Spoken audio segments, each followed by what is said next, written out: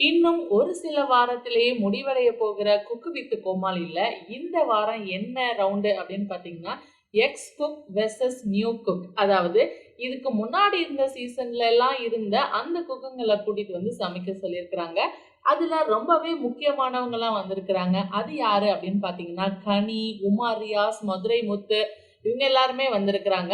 அதுலயுமே மதுரை முத்துலாம் வந்திருந்தாங்க அப்படின்னா காமெடிக்கு பஞ்சமே இருக்காது. சும்மா களை கட்ட போகுது இந்த வார எபிசோடு.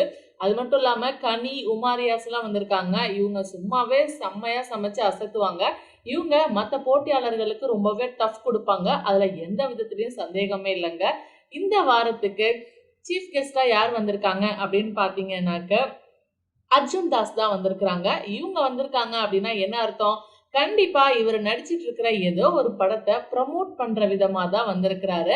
அது மட்டும் இல்ல, அர்ஜுன் தாஸ் வந்தாலே இவரு தன்னோட ஃபேமஸான ஒரு டயலாக சொல்லி முடிச்சுட்டு தான் போவாரு. அதுபடிதாங்க இந்த வாரமும் ஸ்டார்ட் பண்ணியிருக்கிறாங்க.